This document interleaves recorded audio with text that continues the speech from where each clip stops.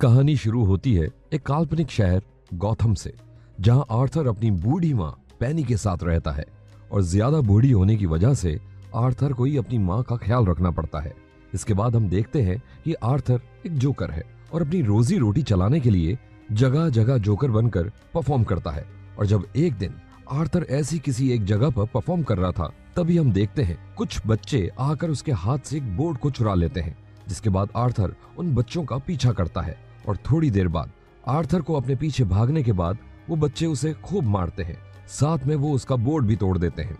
इतनी मार खाने के बाद आर्थर एक निशुल्क सेवा केंद्र में अपना इलाज कराने पहुंचता है, जहां हमें पता चलता है कि उसे एक न्यूरोलॉजिकल डिसऑर्डर है, जिसकी वजह से उसकी हंसी कंट्रोल नहीं हो पाती है और किसी भी सिचुएशन में वो अपने आप हंस देता है।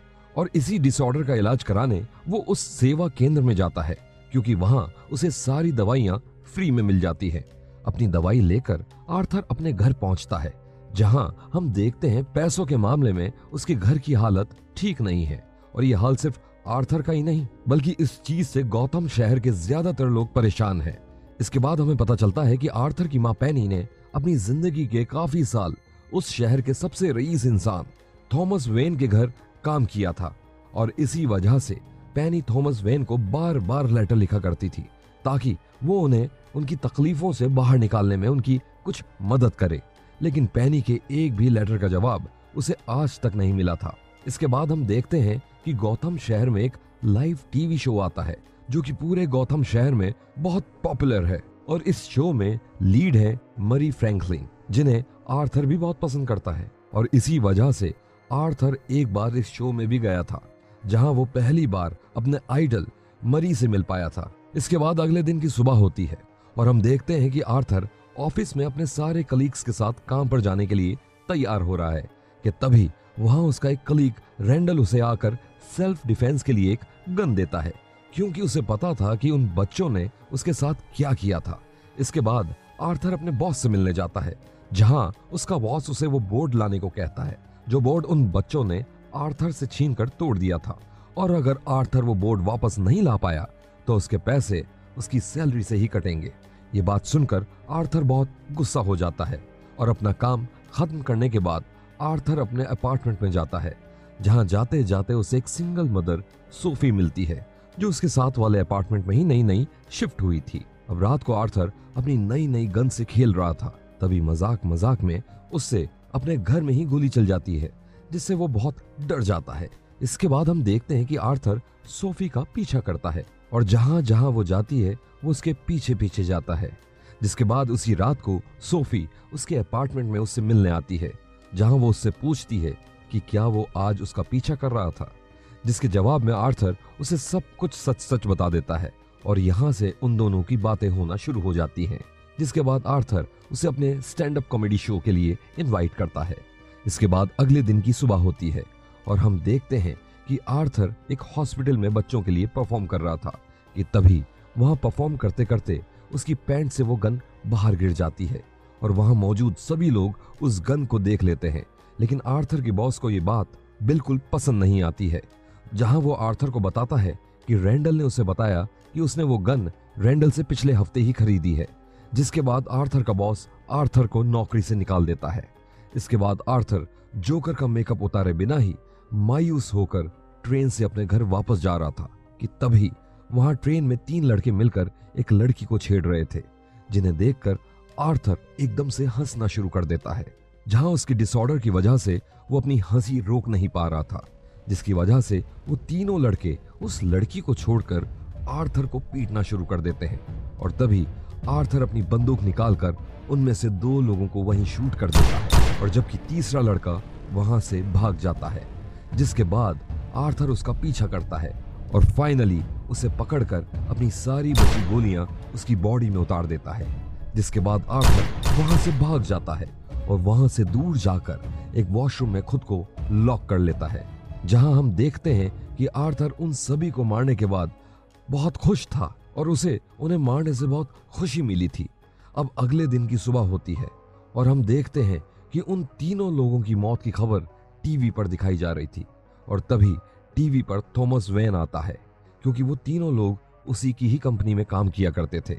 अगले दिन आर्थर अपनी दवाइयां लेने जाता है, जहां उसे पता चलता है कि शहर में मंदी होने की वजह से उस सेवा केंद्र की फंडिंग को बंद कर दिया गया है, जिसकी वजह से अब वो सेवा केंद्र बंद होने वाला है और आर्थर को भी अब अपनी दवाइयां फ्री में नहीं मिल पाएंगी। इसके बाद आर्थर अपने सब दुख भुलाकर अपने स्टैंड अप कॉमेडी शो में परफॉर्म करने जाता है, जहां उसने सोफी को भी बुलाया हुआ था।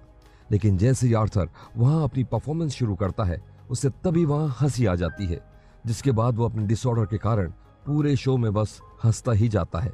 लेकिन किसी तरह वो अपनी परफॉर्मेंस को कंप्लीट करके वहां से निकल जाता है। ये सब होने के बाद आर्थर अपने घर पहुंचता है, जहां पहुंचकर वो पहली बार अपनी मां का लेटर पढ़ता है, जो वो हमेशा थॉमस वैन को भेजा करती थी, जिसे पढ़कर उसे पता चलता है कि उसके असली पिता थॉमस वैन है।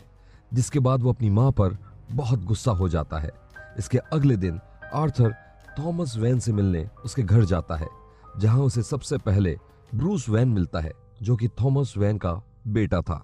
जिसके बाद वो ब्रूस को खुश करने के लिए वहां कुछ अपनी परफॉर्मेंस करके दिखाता है। लेकिन तभी वहां उस घर का बटलर एल्फ्रेड आ जाता है और आर्थर को पुलिस की धमकी देकर वहां से भगा देता है। घर पहुंचकर आर्थर देखता है कि उसकी मां को एक स्ट्रोक आया था, जिसकी वजह से उसकी मां को हॉस्पिटल ले जाया जा रहा था। हॉस्पिटल पहुंचकर हम देखते हैं कि वहां पैनी का इलाज चल रहा था, जहां आर्थर को हिम्मत देने सोफी भी आई हुई थी। तभी वहां टीवी पर आर्थर मूरी के शो को देखता है, जहां मूरी आर्थर की उसी स्टैंड अप परफॉर्मेंस का मजाक उड़ा रहा था, जहां आर्थर अपनी हंसी कंट्रोल नहीं कर पाया था। अपनी आइडल से ही अपनी बेइज्जती होते देख आर्थर उस समय गुस्से से भर जाता है। इसके बाद हम देखते हैं कि एक जोकर कि उन तीनों लोगों को मारने की खबर पूरे गॉथम शहर में फैल चुकी है, जहां सभी लोगों ने उस जोकर के काम के समर्थन में पूरे शहर में प्रोटेस्ट करना शुरू कर दिया है, क्योंकि गॉथम शहर के ज्यादातर लोग उस शहर के गिने चुने रईस इंसानों से तंग आ चुके थे, और सबसे ज्यादा थॉमस वैन से। और ये सब होता हुआ आर्थर टीवी पर देख रहा था, जिसे देखकर आर्थर को बहुत खुशी हो रही थी।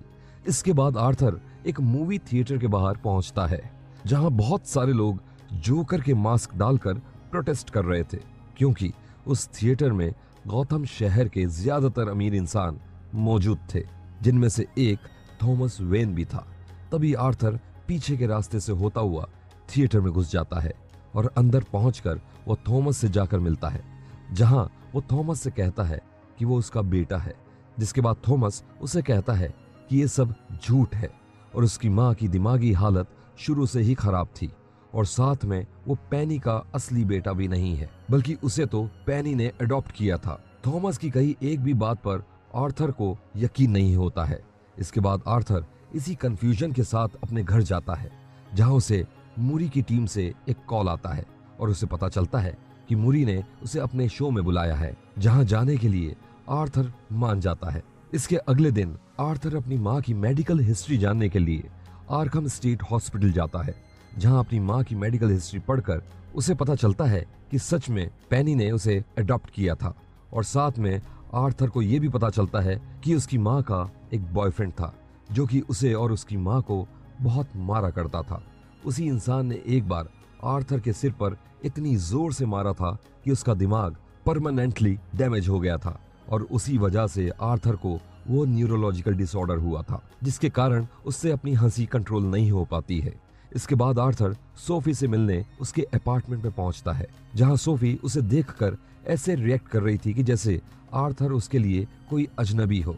और तब आर्थर को समझ में आता है कि आज तक जो भी पल उसने सोफी के साथ बिताए थे, वैसा कुछ भी असलियत में नहीं हुआ था, बल्कि वो सब चीजें तो उसके दिमाग का बनाया हुआ एक धोखा था। अब अगले दिन आर्थर अपनी मां से मिलने हॉस्पिटल जाता है, जहां वो गुस्से में आकर अपनी मां की सांस रोककर हत्या कर देता है।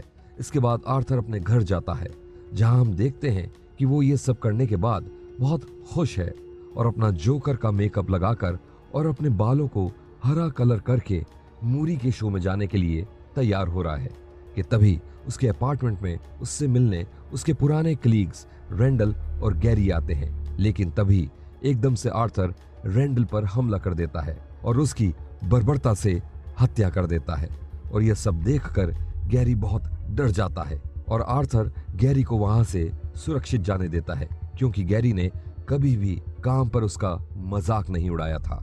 इसके बाद आर्थर तैयार होकर अपने घर से निकल जाता है, लेकिन तभी वहां 2 पुलिस के जासूस आ जाते हैं और आर्थर का पीछा करने लगते हैं, क्योंकि उन्हें आर्थर पर शक था कि उसने ही उस ट्रेन वाली वारदात को अंजाम दिया है। उनसे दूर भागते भागते आर्थर वहां एक ट्रेन में चढ़ जाता है, जिस ट्रेन के सभी लोगों ने जोकर का मास्क पहना हुआ था, क्योंकि अब पूरा शहर उस जोकर के समर्थन में उतर आया था। लेकिन जैसे ही वो ट्रेन वहां से जा रही थी कि तभी वो दोनों जासूस भी उसमें चढ़ जाते हैं, जिसके बाद वो दोनों आर्थर को ढूंढना शुरू कर देते हैं। और जब उनमें से एक जासूस उस ट्रेन की भीड़ को काबू करने की कोशिश कर रहा था, और तभी उससे वहां गलती से गोली चल जाती है, जिसकी वजह से वहां एक इंसान की मौत हो जाती है। जिसके बाद उस ट्रेन की सारी भीड़ उन्हें ट्रेन से बाहर निकालकर पीट पीट के मार देती है, और आर्थर उन्हें मरता हुआ देखकर खुशी खुशी वहां से चला जाता है। इसके बाद आर्थर सीधा जाकर मिलता है मूरी से, जहां वो उसे कहता है कि वो चाहता है कि उसे जोकर नाम से ही स्टेज पर बुलाया जाए, क्योंकि जब मूरी ने कुछ एपिसोड्स पहले जब उसकी बेइज्जती की थी, तब उसने भी आर्थर को जोकर कहकर ही बुलाया था। अब थोड़ी ही देर बाद आर्थर को स्टेज पर जाना था, लेकिन आर्थर गुस्से से भरा हुआ था, क्योंकि मूरी ने उसकी बेइज्जती की थी। इसके बाद आर्थर को उस लाइव शो में बुलाया जाता है, जहां शुरू में तो आर्थर सबसे अच्छे से बात कर रहा था, लेकिन अब धीरे धीरे आर्थर का गुस्सा बढ़ता जा रहा था। और तभी आर्थर लाइव टीवी पर यह बता देता है कि उस ट्रेन में उन 3 लोगों को उसने ही मारा था। जिसके बाद आर्थर मूरी से कहता है कि इस शहर का कोई भी इंसान अच्छा नहीं है, सब एक दूसरे का मजाक उड़ाते हैं। और उसने भी आर्थर का मजाक उड़ाने के लिए ही उसकी स्टैंड अप वीडियो सबको दिखाई थी।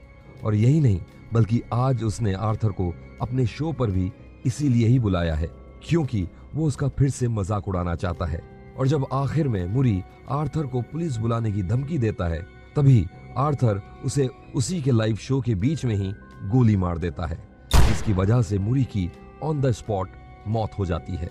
और अब उस स्टूडियो में अफरा तफरी मच जाती है और सब लोग इधर उधर भागना शुरू कर देते हैं, क्योंकि ये शो लाइव हो रहा था। तो कुछ ही समय में ये बात पूरे गौथम शहर में पता चल जाती है, जिसके थोड़ी ही देर बाद पुलिस आर्थर को वहां से ले जाती है।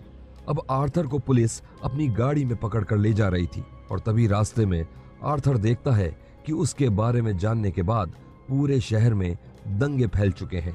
लोग दुकानें लूट रहे हैं, पब्लिक प्रॉपर्टी को आग लगा रही है, और हर जगह बर्बादी ही बर्बादी हो रही है। लेकिन ये सब देखकर आर्थर को बहुत खुशी मिल रही थी। और तभी एक एम्बुलेंस आकर आर्थर की कार को टक्कर मार देती है, जिसके बाद कुछ लोग आकर आर्थर को बेहोशी की हालत में उस गाड़ी से बाहर निकालते हैं, और सारी भीड़ आर्थर की कार को चारों तरफ से घेर लेती है। वहीं दूसरी तरफ हम देखते हैं कि थॉमस वैन अपनी पत्नी और अपने बेटे के साथ शहर से जा ही रहा था कि तभी एक दंगाई उसे और उसकी पत्नी को गोली मारकर उनकी हत्या कर देता है। और अब थॉमस का बेटा ब्रूस वहीं खड़े खड़े अपने माता पिता को मरते हुए देख रहा है। और ये ब्रूस वेन और कोई नहीं बल्कि वही इंसान है जो आगे चलकर बैटमैन बनने वाला था, जिसका सबसे बड़ा दुश्मन और कोई नहीं बल्कि आर्थर या कहें जोकर ही होने वाला था। दूसरी ओर आर्थर अपनी बेहोशी से जागता है, जहां वो देखता है कि सारी भीड़ उसका सपोर्ट कर रही है, जिसके बाद वो वहीं खुशी से डांस करना शुरू कर देता है। और तब वो इंसान आर्थर से उस खतरनाक अपराधी जोकर में बदल जाता है।